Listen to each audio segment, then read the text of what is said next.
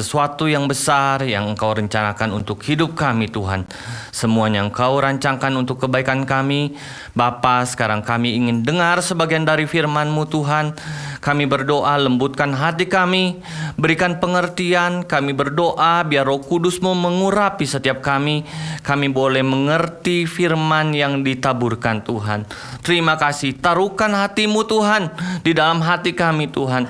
Taruhkan pikiran-Mu Tuhan di dalam pikiran kami Tuhan. Biar kami mampu melihat setiap kebenaran. Tunjukkan kebenaran-Mu Tuhan kepada kami. Firman-Mu memerdekakan kami Tuhan. Terima kasih Bapa dalam surga. Dalam nama Yesus kami berdoa. Amin. Haleluya. Teman-teman, selamat malam. Saya sukacita sekali bisa sharing lagi. Ya, kalau teman-teman lihat di layar, ya ada gambar 4 tahap pertumbuhan di sana. Nah, coba kita renungkan sejenak. Apakah Yesus mati bagi kita hanya untuk sampai kita di anak yang bayi itu? Dia ingin kita tumbuh dewasa. Tujuan akhirnya adalah kita mampu berjalan bersama dengan Dia, serupa dengan Kristus. Akan sangat sakit sekali hati Allah jika melihat kita tidak bertumbuh. Dia mati buat kita, tapi kita stuck di kehidupan seorang bayi. Nah, kita cek, kita mulai di mana kita memulai kehidupan kita sebagai orang Kristen, teman-teman. Kita memulai kehidupan kita sebagai orang Kristen ketika kita percaya dengan hati kita bahwa Yesus adalah Tuhan dan mengakui dengan mulut kita. Ingat, ada 2 faktor. Engkau percaya dengan hatimu dan engkau berkata-kata, engkau mengakui dengan mulutmu. Ada 2 faktor ya, teman-teman. Nah, saya mau terangkan di sini. Izinkan saya memulai dari awal tentang kelahiran kembali. Ya, kita mulai dari tahap bayi dulu, kelahiran kembali. Banyak orang sampai sekarang nggak mengerti apa itu yang dimaksudkan kelahiran kembali, kelahiran baru. Sebagai orang Kristen tidak tahu, hanya dengar apa itu kelahiran kembali. Kita mulai dari titik bayi itu. Firman Tuhan berkata begini, tetapi semua orang yang menerima Kristus diberinya kuasa supaya menjadi anak-anak Allah, yaitu mereka yang percaya dalam namanya. Orang-orang yang diperanakan bukan dari darah dan daging, bukan pula secara jasmani oleh keinginan seorang laki-laki, melainkan dari Allah. Ya. Kita diterangkan di ayat Yohanes 1 ayat 12-13, kita menerima Kristus dan kita percaya kepada Kristus. Saat itulah kita dilahirkan kembali. Oleh siapa? Oleh Allah, bukan dari darah dan daging, bukan secara jasmani oleh keinginan laki-laki, melainkan dari Allah. Allah sendiri memperanakan kita. Posisi kita sekarang berpindah menjadi roh yang tadinya mati, terpisah dengan Allah karena dosa. Sekarang kita hidup buat Allah. Kita memiliki kehidupan Allah yang ditaruhkan di dalam diri kita. Kita memiliki benih Allah yang ditaruhkan di dalam diri kita. Teman-teman, apakah mengucap syukur untuk mengetahui kebenaran ini? Ketika engkau menerimanya, ketika engkau percaya dalam namanya, Tuhan berkata, apa yang diperanakan oleh daging adalah daging, apa yang diperanakan oleh roh adalah roh. Pada saat itu juga kita menjadi anak-anak Allah karena kita diperanakan oleh roh. Ini sama nyatanya, teman-teman, dengan kita memiliki orang tua secara jasmani. Karena kita diperanakan oleh Allah Bapa kita, Allah Bapa kita. Sekarang kita menjadi anak-anak Allah. Teman-teman, berhenti sejenak. Bayangkan betapa dahsyatnya kedudukan yang Allah berikan untuk kita menjadi anak-anak Allah. Posisi kita berpindah Apakah kita sadar akan hal ini? Kalau kita menyadari hal ini teman-teman, ya, hidupmu akan berubah. Selain itu kita memiliki keluarga yang baru sekarang. Keluarga kerajaan Allah. Ketika engkau semuanya dimulai ketika hatimu percaya kepada Kristus, ya, dan mulutmu mengaku bahwa Yesus adalah Tuhan. Kita balik ke gambar ini, teman-teman. Ya, bagaimana untuk bertumbuh sampai serupa dengan Kristus? Pertanyaan kita. Kalau kita punya anak bayi, dia nggak bertumbuh-tumbuh, akan susahnya hati kita.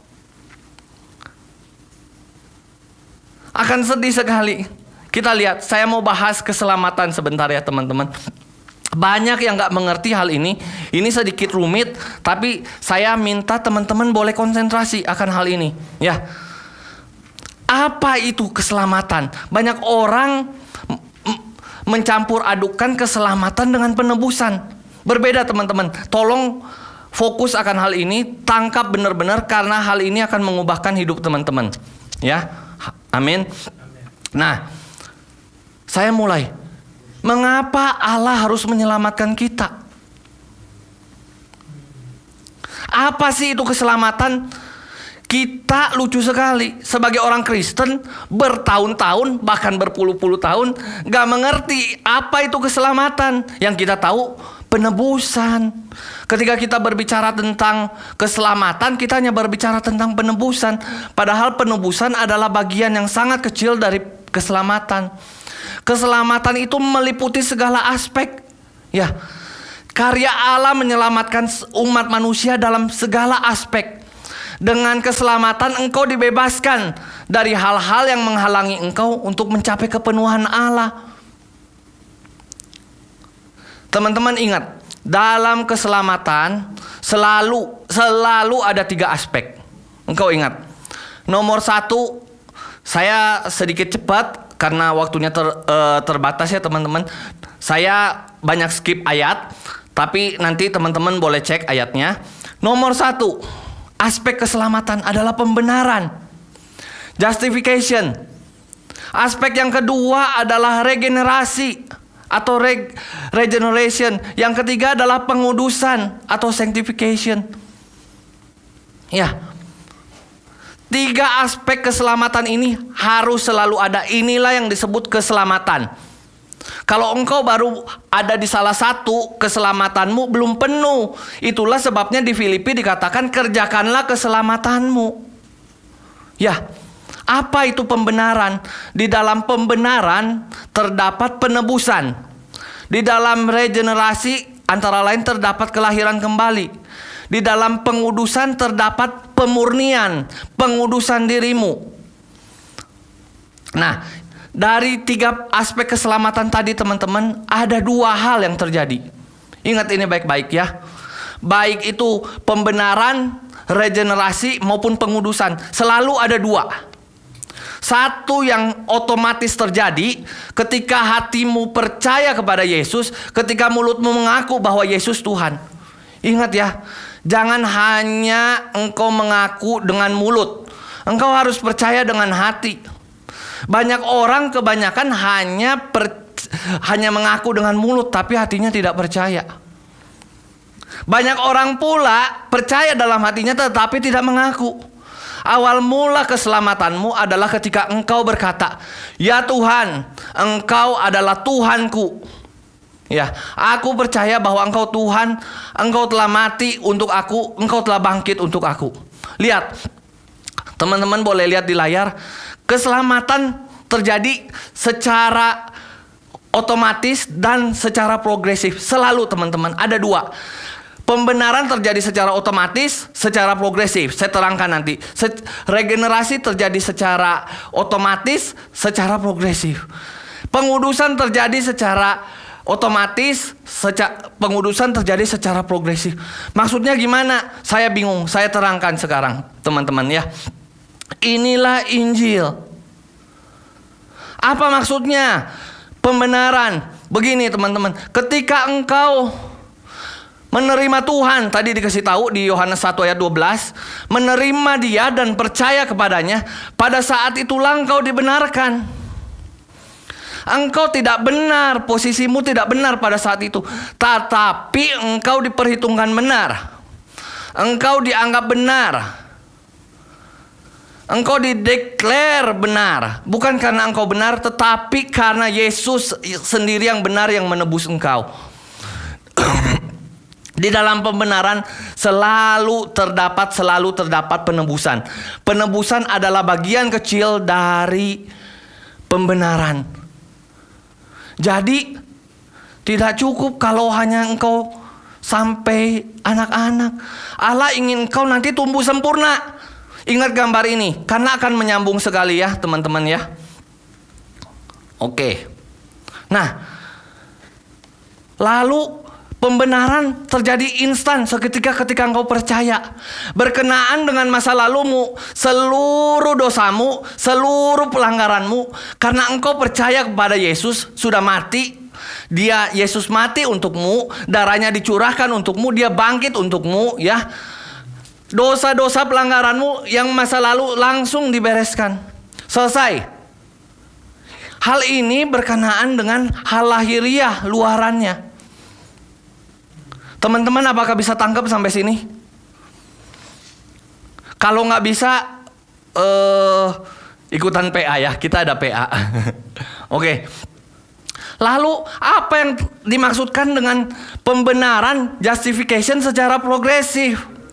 Secara progresif begini, ketika engkau menerima Tuhan sebagai juru selamatmu, masih banyak hal-hal dalam dirimu yang bengkok-bengkok, yang tidak lurus. Tapi seiring dengan engkau berjalan bersama dengan Allah, ya, Dia akan meluruskan jalanmu. Engkau akan dijadikan benar. Pada saat engkau misalnya dulu sebelum menerima Tuhan, engkau berbisnis dengan tidak benar. Engkau nipu sana sini. Nah, dosa-dosamu itu dibenarkan. Engkau dibenarkan sekarang, posisimu sekarang jadi orang benar. Bukan karena engkau benar, tetapi Allah membenarkan engkau karena Yesus membenarkan engkau.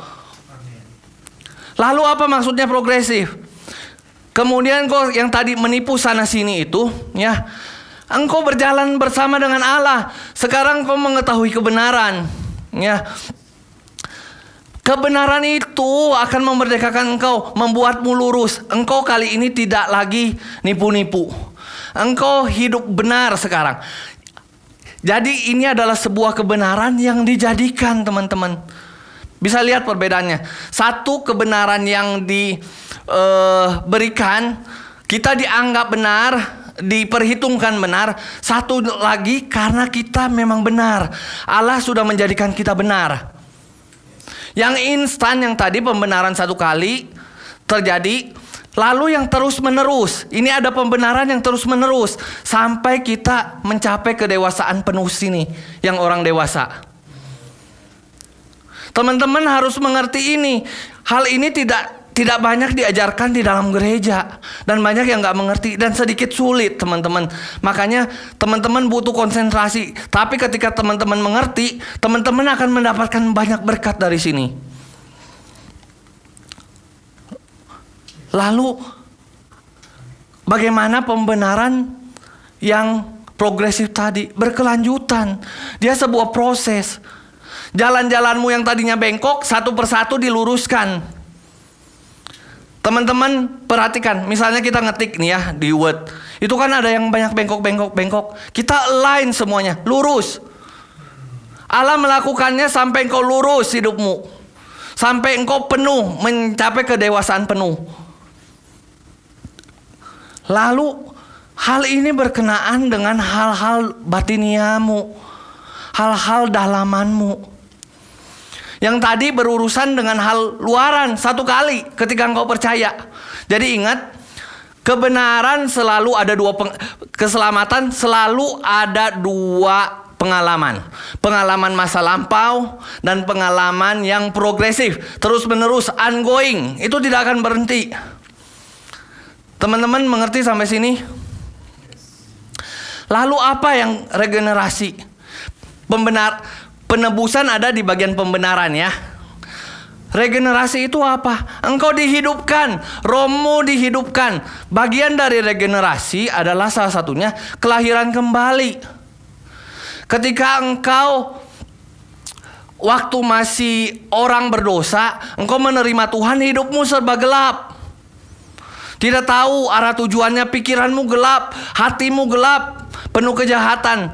Tapi ketika Allah turun ya, menjumpai engkau, engkau menjumpai terang itu, engkau bertemu dengan terang. Tapi apakah engkau akan terus-menerus terang? Tidak. Pada saat saya baru menerima Tuhan, ada banyak hal yang harus diterangi dalam hidup saya. Ada banyak hal yang harus Tuhan hidupkan lewat hidup saya. Inilah yang penting. Apakah sampai sini teman-teman bisa mengerti? Saya harap mengerti karena sedikit sulit. Ini part pertamanya memang sedikit sulit, maafkan saya. Lalu begini. Ketika engkau dihidupkan kembali, ya. Ketika engkau dihidupkan kembali, pada saat itu, pada saat pertama kali engkau menerima Tuhan, mungkin hatimu masih belum benar ya. Lalu dikasih tahu, firman Tuhan bilang, aku akan memberikan hati yang baru. Denny pernah sharing tentang ini. Nah, tapi mengapa progresif? Karena ketika seiring kita berjalan dengan waktu, ada masih banyak hal dalam hidup kita yang belum benar. Masih kekerasan hati masih banyak, kekerasan kepala masih banyak. Itulah sebabnya dikatakan progresif, regenerasi. Engkau terus menerus diperbaharui, rohmu terus menerus dihidupkan. Sampai sini paham? Ya, lalu apa lagi? Terang. Pada saat engkau bertobat, mengaku Yesus sebagai Tuhan dan percaya dalam hatimu, engkau mendapatkan terang. Mungkin baru secercik terang, sepercik terang, tapi engkau harus bertambah, bertumbuh dalam terang itu. Sehingga hal-hal yang jahat, hal-hal yang najis, kotor, kelihatan nampak terang dan dibereskan di hadapan Allah. Maksudnya regenerasi secara progresif adalah ini. Engkau bertumbuh dari bayi tadi menjadi manusia dewasa, semakin serupa dengan Kristus. Saya ulangi, selalu ada 3 aspek dalam keselamatan. Nomor 1, pembenaran. Di dalam pembenaran terdapat penebusan, ya. Lalu nomor 2 ada regenerasi. Di dalam regenerasi terdapat salah satunya adalah kelahiran baru, kelahiran kembali. Yang ketiga adalah pengudusan. Di dalam pengudusan terdapat pemurnian. Engkau dikuduskan. Apa sih maksudnya pengudusan itu? Pengudusan adalah engkau dipisahkan. Pada saat engkau percaya kepada Tuhan, ya, percaya mengaku dengan mulutmu, Yesus engkau adalah Tuhan, aku percaya dengan hatiku, engkau adalah Tuhan bagiku. Pada saat itu juga engkau dipisahkan dari dunia. Tapi masih banyak hal-hal dalam hidupmu, dalam dirimu, dalam batinmu, motivasi yang salah, imajinasi-imajinasi yang tidak benar, yang orang-orang tidak lihat hal-hal batinia itu harus dibereskan di dalam dirimu. Itu yang akan membawa engkau kepada pengudusan. Ingat, waktu itu Denny pernah cerita tentang bangsa Israel keluar dari tanah Mesir. Perumpamaannya sangat baik. Orang Israel ketika di padang gurun, mereka masih berpikir, aku ingin kembali ke tanah Mesir. Aku tidak ingin di sini. Aku tidak suka. Engkau menolak pekerjaan Allah. Seperti itu juga bukan? Kita tidak suka dengan proses Allah sampai kepada tujuannya. Proses selalu nggak enak. Tetapi apa teman-teman? Ketika akhirnya mereka sampai di Yordan, ya, kerinduan untuk pulang ke Mesir itu tidak ada lagi. Apa artinya pengudusan secara progresif? Engkau terus bertumbuh, ya, sampai engkau benar-benar menjadi milik Tuhan, hatimu milik Tuhan. Segala sesuatunya dikuduskan. Benar, engkau yang pengudusan secara otomatis instan seketika adalah ketika engkau menerima Tuhan, engkau dipisahkan. Tapi engkau perlu terus-menerus dipisahkan dari dunia ini. Kalau teman-teman mengerti bahwa ada tiga aspek keselamatan dan selalu ada dua pengalaman ini, sudut pandangmu akan berbeda ketika engkau bertumbuh. Engkau pasti bertumbuh. Masalahnya adalah apa sekarang? Bagaimana kita bertumbuh, bukan? Bagaimana kita bertumbuh? Bagaimana? Saya ada banyak hal, tapi saya mau bicara beberapa saja, teman-teman. Lihat, ini ayat 1 Petrus 2 ayat 2. Dan jadilah sama seperti bayi yang baru lahir, yang selalu ingin akan air susu yang murni dan yang rohani. Pertanyaan saya, apakah teman-teman seperti bayi yang baru lahir, yang ingin selalu ingin air susu? Kita akan lihat apa makna air susu itu. Yang ingin akan air susu yang murni dan yang rohani, supaya apa? Supaya olehnya kamu bertumbuh. Firman ini menjelaskan bahwa supaya kamu bertumbuh, kamu harus selalu ingin air susu yang murni dan yang rohani. Supaya olehnya kamu bertumbuh dan beroleh keselamatan. Tadi kita bahas keselamatan. Jadi air susu yang murni dan yang rohani ini ternyata penting sekali untuk kita bertumbuh dan agar kita beroleh keselamatan. Saya harap saya gak kecepatan ya. Kita lihat versi King James-nya ya. Dia bilang begini.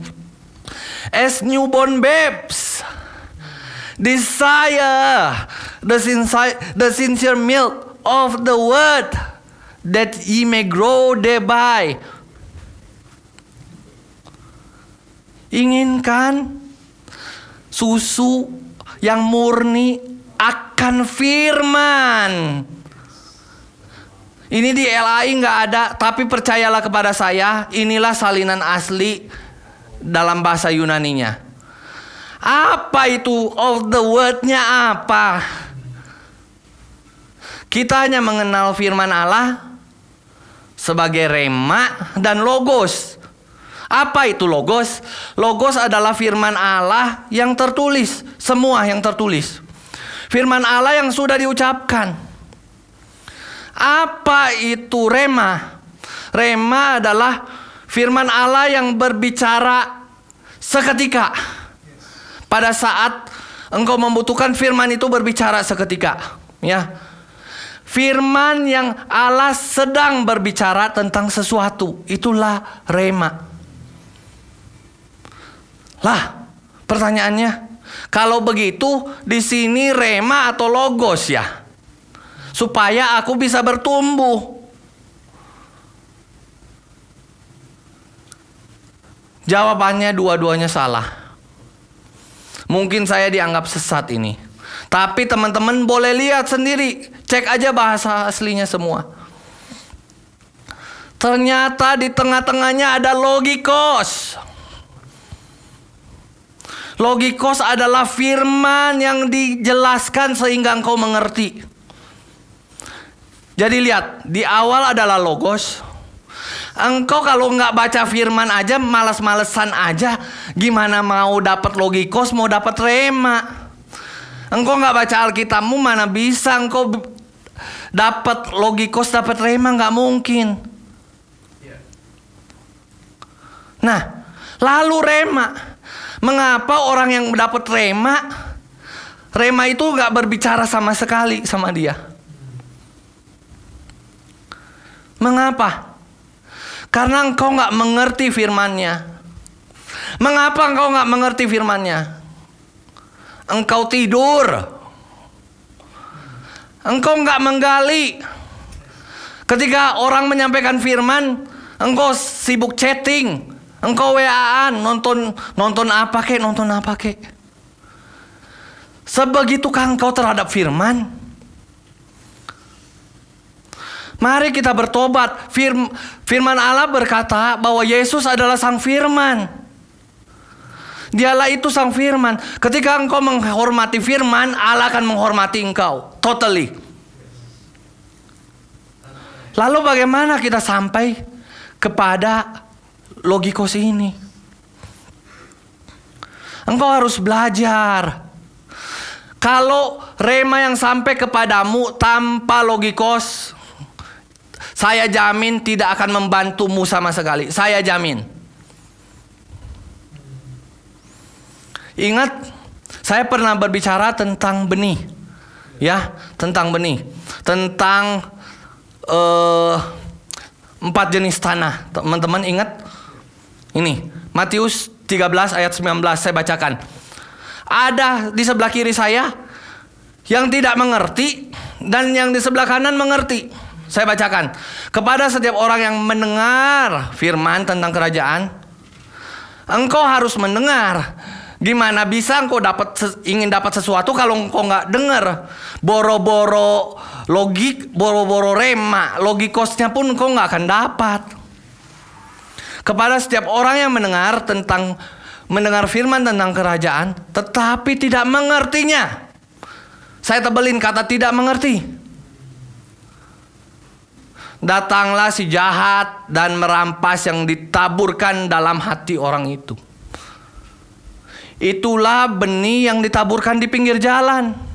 Gak ada gunanya. Engkau gak mengerti firmannya bicara apa sih ini. Makanya kalau orang lagi baca firman, konsentrasi. Jangan sibuk ngurusin yang lain. Hormatin firman Allah.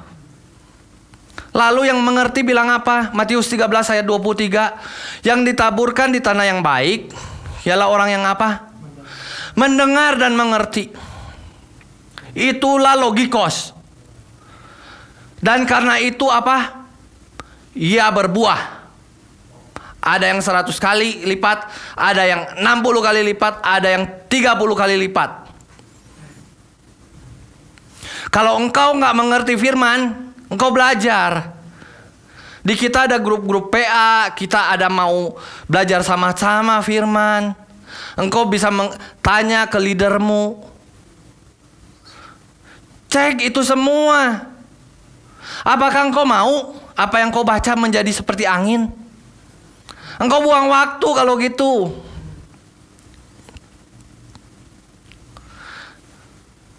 Setiap orang yang mendengar firman tentang kerajaan tetapi tidak mengertinya. Ingat ya di sini teman-teman. Ini kuncinya agar engkau bertumbuh dan beroleh keselamatan. Pertama adalah firman. Karena apa? Iman timbul dari pendengaran. Dan pendengaran oleh firman Tuhan. Bagaimana engkau bisa punya iman kalau engkau gak dengar firman Tuhan? Nangkep sampai sini teman-teman? Lihat. Gak hanya langsung rema, tapi engkau harus ke logikos dulu. Saya kasih contohnya begini. Mohon maaf ya, kalau ada teman-teman misalnya kesulitan keuangan saat ini, banyak hutang, gak ada pemasukan, bayar kos susah misalnya, atau apapun. Maaf ya, saya gak bicara tentang spesifik ke orang ya. Lalu tiba-tiba engkau pernah baca dalam firman Tuhan Logos. Engkau pernah baca Logos bilang, aku datang untuk memberi kamu hidup dan hidup dalam kelimpahan. Wah, teman-teman semangat sekali dapat. Aku dapat rema, luar biasa. Tetapi setelah sekian waktu hal itu gak bekerja. Mengapa gak bekerja? Karena pengertianmu tentang firman itu logikosnya salah. Firman itu tidak berbicara tentang hal materi. Aku datang supaya mereka mempunyai hidup. Maksudnya hidup Allah sendiri. Ketika engkau dilahirkan kembali, yang tadi saya bilang, pada saat itu juga Allah menaruhkan benihnya di dalam dirimu. Hei teman-teman, Lihatlah, percayalah betapa dahsyatnya ketika Allah menaruh benih di dalam hatimu. Allah menaruh benih. Apakah benih itu akan kau biarkan bertumbuh atau stuck atau mati? Tergantung pada dirimu. Jadi firman Allah sangat penting. Hormatilah firman Allah. Sukailah firman Allah. Karena untuk bertumbuh mau tidak mau firman Allah adalah faktor yang sangat penting. Lalu apa lagi teman-teman? Tadi kita tentang firman Allah adalah ada yang tidak dimengerti, ada yang dimengerti. Sekarang apa? Ada yang tidak dilakukan, ada yang tidak melakukan firman, begitu mendengar, ada yang melakukan. Firman Allah itu untuk 3, ya. Untuk didengar, untuk dimengerti, dan untuk dilakukan. Selalu. Kalau engkau mendengar, engkau mengerti, tetapi engkau tidak melakukan, gagal semuanya. Ambiar langsung. Ada 3 hal. Ingat, saya bacakan ayatnya. Matius sebelah kiri yang tidak melakukan, sebelah kanan yang melakukan. Tuhan kita Yesus Kristus selalu berbicara tentang hal-hal yang kontras loh. Matius 7, 26, 27 bilang begini. Tetapi setiap orang yang mendengar perkataanku. Apalagi kamu kalau kamu tidak mendengar dan tidak melakukannya, ia sama dengan orang yang bodoh. Apakah engkau orang yang bodoh? Apakah kita mau bertindak bodoh dan merugikan diri kita sendiri? Engkau membangun dirimu di atas apa? Sama. Kemudian turunlah hujan dan datanglah banjir. Lalu angin melanda rumah itu sehingga rubuhlah rumah itu dan hebatlah kerusakannya. Hancur semuanya. Kalau engkau hanya mendengar, engkau hanya mengerti, tetapi engkau nggak melakukan, hancur. Lalu ada hal yang melakukan. Matius 7, 24, 25 bilang begini. Setiap orang yang mendengar perkataanku dan melakukannya, ia sama dengan orang yang bijaksana yang mendirikan rumahnya di atas batu. Saya berdoa agar kita semua di sini menjadi orang yang bijaksana yang mendirikan rumah di atas batu. Bawahnya sama. Lihat, saya sejajarkan. Turunlah hujan dan datanglah banjir, sama. Lalu angin melanda rumah itu. Tetapi yang beda adalah hasilnya. Mengapa begitu banyak orang Kristen kita lihat kok berbeda ya, si A sama si B? Karena yang satu mengerti, yang satu tidak mengerti. Yang satu mendengar, yang satu tidak mendengar. Yang satu tidak melakukan, yang satu melakukan.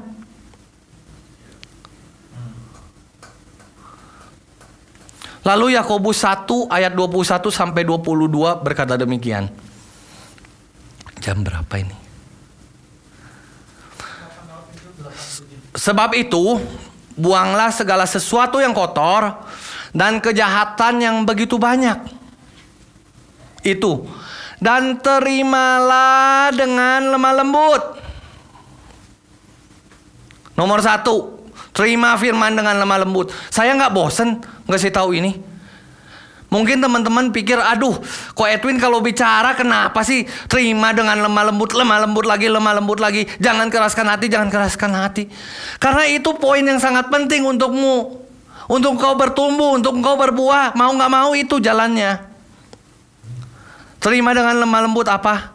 Firman yang tertanam di dalam hatimu. Kalau firman hanya mampir di dalam hatimu percuma. Yang berkuasa menyelamatkan jiwamu. Lihat, ada menyelamatkan lagi ya. Teman-teman sudah sadar betapa dahsyatnya kuasa firman Tuhan untuk keselamatan teman-teman? Dasarnya apa? Karena iman datang dari pendengaran, dan pendengaran akan firman Kristus. Nah, bawahnya, tetapi hendaklah kamu menjadi pelaku firman, dan bukan hanya pendengar saja. Sebab jika tidak demikian, kamu menipu diri sendiri. Ditipu orang lain aja nggak enak ya, apalagi ditipu diri sendiri. Suatu hal yang bodoh banget. Jadi nomor satu teman-teman yang saya ingin sampaikan adalah kuasa firman. Firman itu sangat penting dalam hidupmu. Bagi yang belum mencintai firman, cintailah firman. Aku jamin hidupmu berubah. Mengapa engkau tidak berubah-ubah? Karena engkau nggak mencintai firman. Kalau engkau nggak mengerti sesuatu, engkau stop. Baca apa pula ini? Generasi-generasi, umur-umur tahun-tahun, gak ngerti, buang waktu. Kata siapa? Saya kasih tahu teman-teman, permata-permata yang sangat berharga ada di hal-hal seperti itu. Kalau engkau bertemu dengan perkara-perkara yang tidak engkau mengerti di dalam Alkitab, carilah itu seperti engkau mencari batu permata. Akan sangat menyenangkan sekali cara engkau mendengarkan firman. Orang-orang di Berea dikatakan apa di kitab Kisah Para Rasul? Mereka setiap hari dengan tekun, dengan tulus hati, mereka belajar firman. Lihat. Jadi yang membuat engkau bertumbuh nomor satu adalah firman. Ya. Nomor dua, ini mungkin akan saya cepat saja. Saya sudah terangkan. Pohon lagi. Ko Edwin, gak ada kerjaan banget. Saya bosan dengerin pohon, gak apa-apa. Engkau mau menjadi pohon yang berbuah atau enggak? Apa maksud saya menampilkan kembali ini? Teman-teman ingat apa yang dikatakan tentang pohon? Pohon berkata, benih itu berkata tentang hatimu. Jatuh di tanah yang mana? Jadi nomor dua, hal yang sangat penting agar engkau bertumbuh adalah masalah hatimu. Dengarkan ini baik-baik. Kalau engkau mau bertumbuh, engkau harus bereskan hatimu.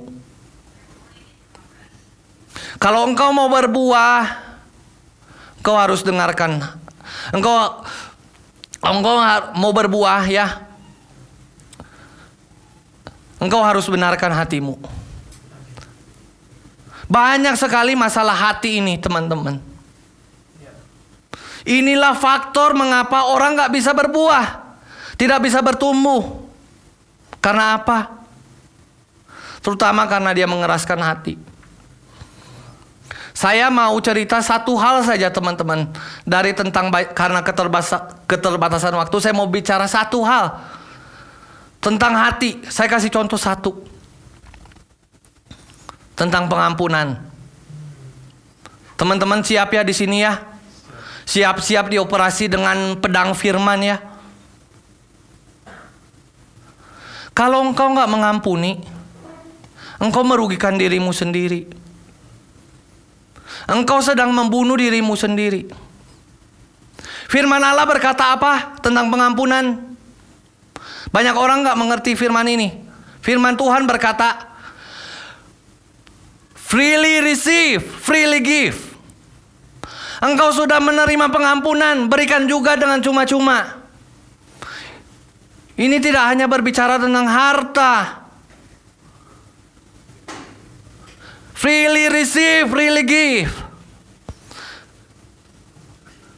Karena apa? Ketika engkau mengampuni itu untuk kebaikanmu. Ketika engkau mengeraskan hatimu untuk tidak mau mengampuni, engkau akan stuck di sana. Lihatlah betapa hati itu sangat berperan penting agar engkau bertumbuh. Apa itu arti pengampunan? Apa artinya? Engkau sedang berkata kepada seseorang, ya, hai teman, engkau tidak punya hutang lagi sama aku, shake hand. Engkau tidak ada lagi hutang sama aku, shake hand. Aku tidak mengingat bahwa engkau punya hutang, aku tidak ingat. Aku tidak ingat lagi pelanggaranmu. Seperti itu juga Allah mengampuni engkau. Ketika engkau di surga, mungkin engkau datang kepada Tuhan. Tuhan, aku malu. Aku sering gosip, aku sering begini Tuhan. Malu. Tuhan bilang apa? Really? Kok aku gak tahu ya? Itulah kuasa pengampunan. Freely receive, freely give. Saya kasih tahu. Tidak mau mengampuni itu seperti engkau sedang menaruh beban yang sangat berat di pundakmu. Ya, engkau bayangkan berada di sebuah perahu di tengah ombak yang sangat besar. Ya, perahunya mau oleng karena terlalu berat muatannya. Apa yang engkau lakukan? Engkau mau mati bersama-sama dengan beban itu? Jika engkau nggak mau mati dengan bersama-sama dengan beban itu, lemparkan bebannya. Begitu banyak orang yang sukar mengampuni. Saya bicara apa beberapa minggu yang lalu? Asal engkau mau, teman-teman, berita baiknya. Asal engkau mau, Tuhan akan berkata, anakku, aku akan memberikan kasih karunia-Ku kepadamu. Asal engkau mau. Beda hal kalau engkau nggak mau, nggak bisa. Ketika engkau mau, seberat apapun itu bebanmu, Allah akan memberikan kasih karunia untuk itu. Dibilang di dalam Alkitab, Allah memberikan kasih karunia in time of need.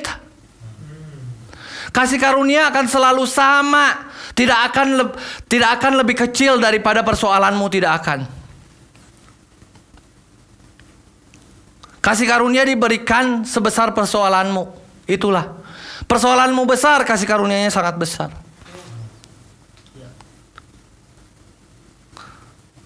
Lihat gambar ini, teman-teman.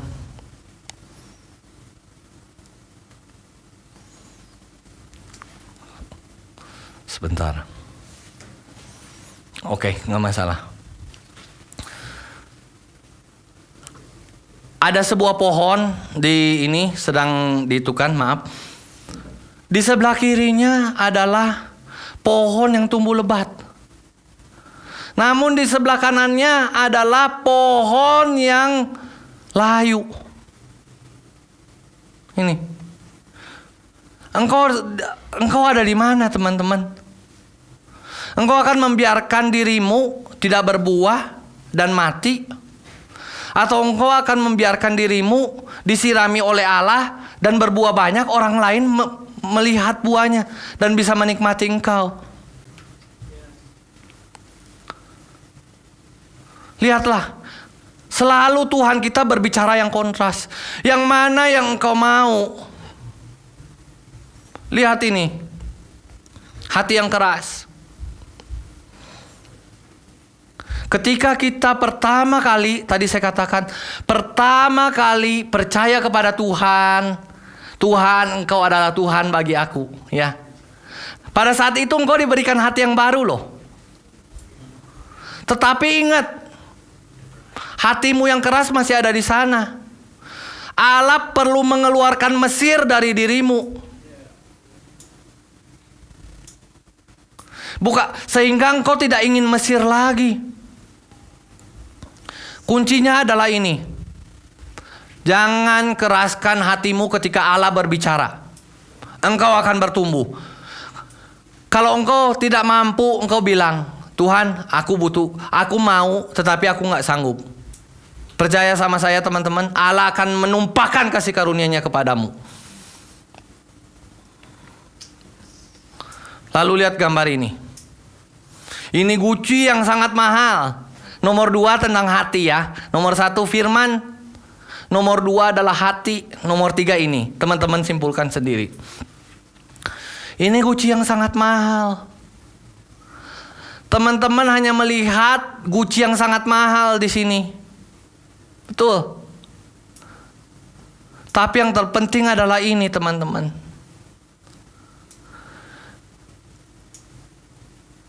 Pemrosesannya seperti apa? Banyak orang baca Yeremia 18 itu salah. Mereka bilang, Tuhan, aku bejana di tangan-Mu. Bentuklah aku seturut kehendak-Mu. Ya, it's okay, it's good.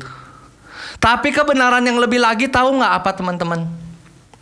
Kalau teman-teman baca ayatnya, Tuhan gak bisa bentuk itu bejana kalau bejananya tidak bisa disesuaikan sama Tuhan. Jadi dirimu yang berperan penting itu adalah dirimu. Kalau engkau bilang, Tuhan, jadikan aku bejanamu. Oke, kata Tuhan. Tapi engkau dengarkan, jangan keraskan hati.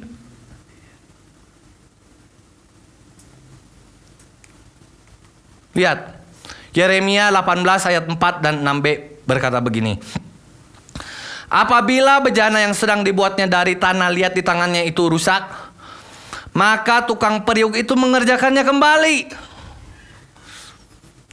Apakah tanah liat di tangan si potter itu rusak di tangan engkau adalah bejana tanah liat yang rusak? Tuhan tidak bisa membentuk. Kalau tanah liatnya rusak nggak bisa dibentuk. Tapi kalau tanah liatnya nggak rusak, dengan sangat enak Tuhan akan membentuk. Hasilnya seperti ini.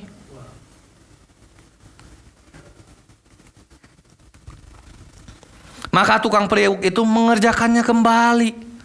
Itulah sebabnya mengapa kadang-kadang kita melihat, kenapa ya ini orang diprosesnya terlalu lama ya. Temukan alasannya. Mungkin tanah liat di tangan tukang periuk itu rusak, sehingga tukang periuk itu harus mengerjakannya kembali. Menurut apa yang baik pada pemandangannya, bukan menurut apa yang baik pada pemandangan si tanah liat. Menurut apa yang baik pada pemandangan si tukang periuk. Sungguh seperti tanah liat di tangan tukang periuk, demikianlah kamu di tanganku. Mau teman-teman dibentuk? Yakin? Siap bayar harganya untuk mengalami pembentukan? Lalu lihat yang ini. Berikutnya, sebentar ada gangguan. Saya berbicara tentang emas. Teman-teman harus melihat ini.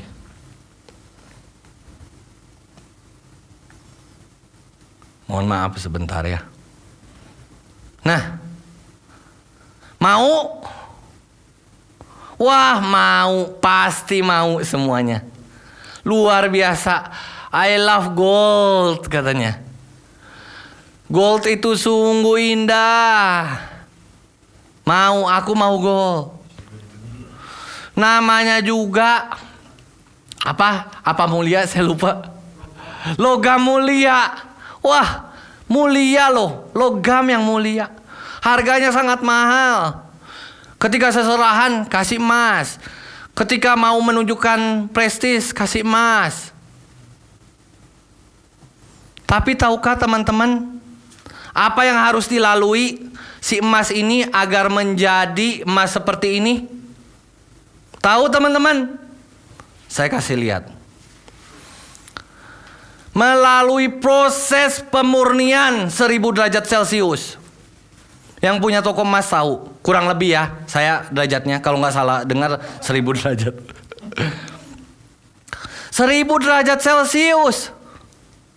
Engkau mau mulia, Tuhan jadikan aku mulia, tetapi prosesnya nggak mau. Ingat, tadi saya berbicara tentang apa? Saya kembali kepada sini teman-teman. 3 aspek keselamatan. Pengudusan. Di dalam pengudusan ada pemurnian. Tadi di pembakaran emas tadi,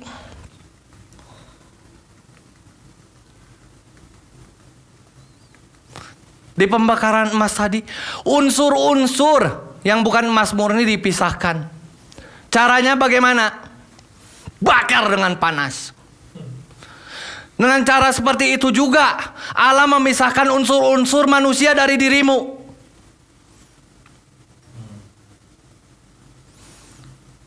Mau emas sekarang? Siapa yang bilang saya mencintai emas? Cintailah proses. Ingat teman-teman, cintailah prosesnya juga. 1.300. 1100 derajat Celcius. Lalu Ayub 23 ayat 10 berkata demikian. Karena ia tahu jalan hidupku, seandainya ia menguji aku akan timbul seperti emas. Jadi teman-teman menangkap apa yang saya maksudkan di poin nomor 3. Poin nomor 3 adalah cintai proses. Nomor 1 firman, nomor 2 masalah hati, nomor 3 proses. Kita akan bicara banyak tentang proses tahun depan. Karena Allah tahu jalan hidupku. Seandainya ia menguji aku akan timbul seperti emas. Yang keluar unsur-unsur, bukan unsur-unsur ilahi, disingkirkan daripadamu. Dilalukan dengan api yang sangat panas. Engkau mungkin meronta-ronta, gak kuat. Tapi ingat, ketika engkau berkata kepada Tuhan, Tuhan mampukan aku mau Tuhan, tapi aku gak bisa. Ketika engkau berkata begitu, ingat apa? Kasih karunia akan datang tepat pada waktunya. Berikutnya, wah ini juga luar biasa. Aku mau ini. Cantik banget ya. Mau. Semua mau. Ya, lihat. Itu batu mentahnya. Di sebelah kanannya adalah dijadikan seperti itu. Butuh apa teman-teman? Butuh proses. Prosesnya apa untuk menjadikan batu ini? Teman-teman boleh tanya kepada yang ahli-ahli emas.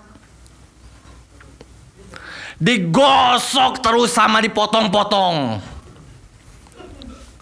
Engkau kalau nggak ingin menjadi emas, ya, nggak ingin menjadi berlian, nggak usah proses. Tapi kalau engkau mau menjadi emas murni, engkau mau menjadi seperti berlian itu, kau harus lewat proses, my friend. Jangan mimpi tanpa proses. Itulah yang tadi saya katakan tentang apa yang Allah kerjakan secara progresif. Terus menerus Allah kerjakan dalam hidupmu sampai engkau dewasa. Tadi dari bayi sampai dewasa semakin serupa dengan Tuhan. Berikutnya ini. Kira-kira gambar apa ini teman-teman? Terakhir.